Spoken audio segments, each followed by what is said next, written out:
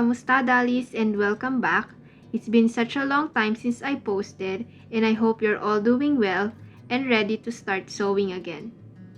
For this video, we will be making my BJD a loungewear outfit. The pattern will be available on my Etsy shop. And a quick disclaimer that this is strictly for MSD BJD only. So if you have these sizes, this project will be perfect for you. We'll first work on the top.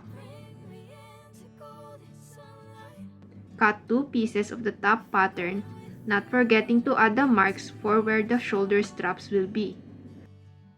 Now for the ruffles, we don't need it to be this long, so fold on the dotted line and trace that on the fabric.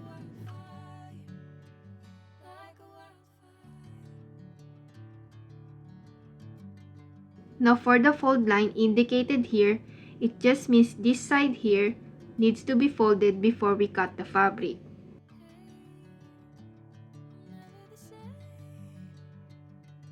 Here I'm just showing you another way to trace the ruffles, because we need 2 pieces for the shoulders.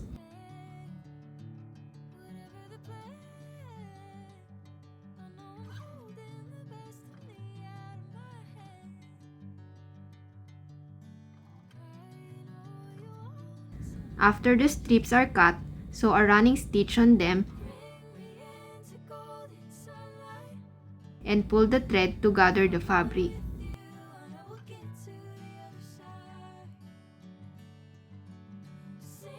Place it in between the 2 shoulder straps, right sides facing in,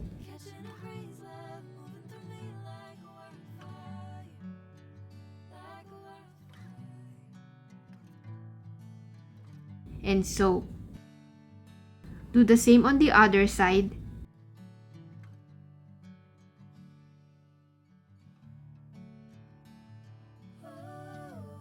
And snip the corner edges of the armhole.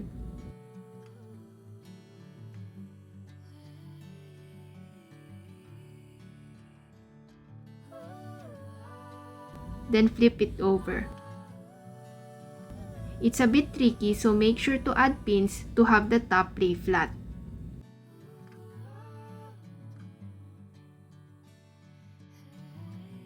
Remove the running stitch on the ruffles and sew the neckline close with the back stitch.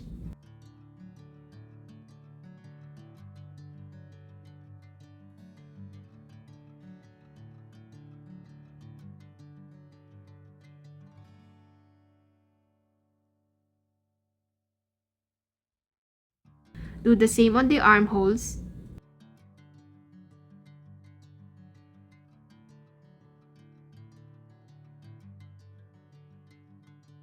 Not forgetting to attach the shoulder straps in place.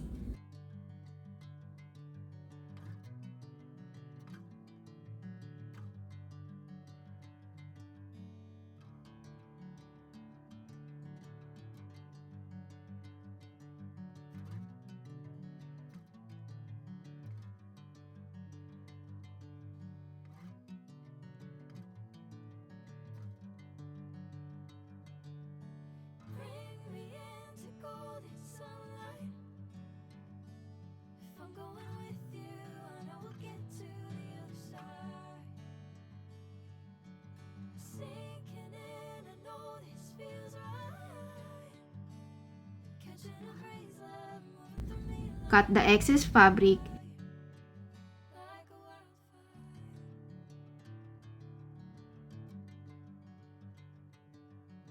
and the upper part of our top is done. Now for the bottom part, we will also need ruffles here, but it needs to be longer, so I cut one based on the measurements written on the pattern, 16 by 0.5 inches. Like before, I sew a running stitch on the top,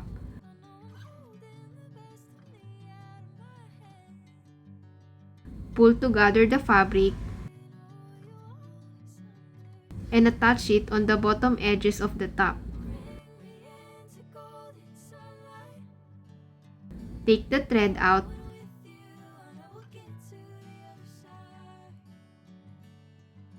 and sew a back stitch here to make the ruffles lay flat.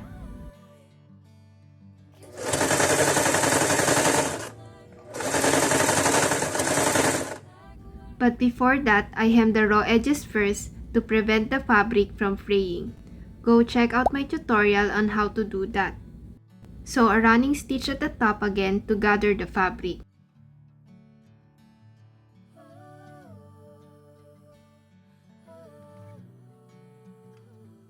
And attach it to the upper top.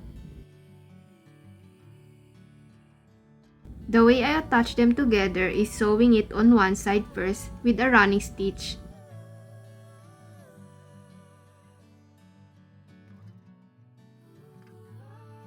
Then closing them together with the back stitch.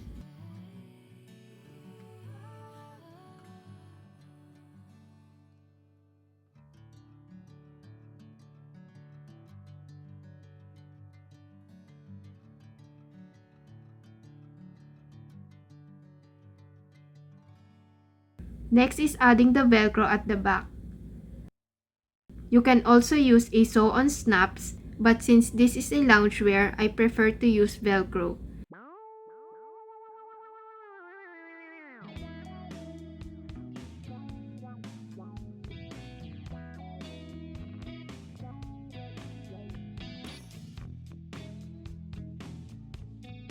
Attach a bow at the front and our top is finished.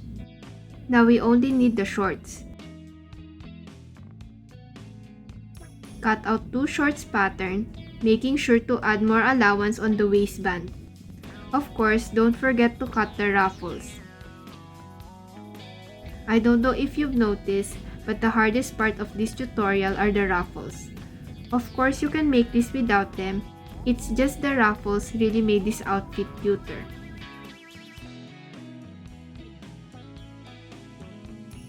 Anyway, place the 2 shorts together, right sides facing in, and sew the sides. Place the stitch sides at the center, and sew the bottom edges close.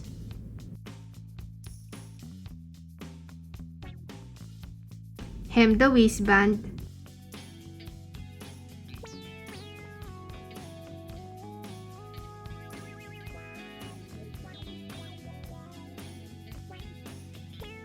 Leaving the middle part open for the garter. I measure my doll's waistline to 6 inches, not too tight or loose.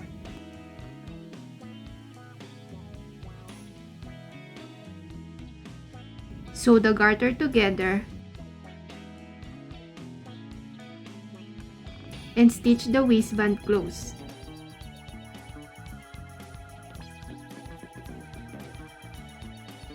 Flip it around, and for the finishing touches, I add ribbon at the sides. And with that, our loungewear outfit is done. Simple but super cute.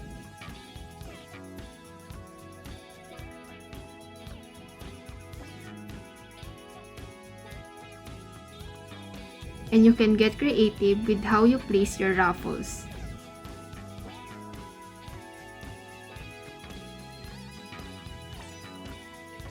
And that is it for this tutorial.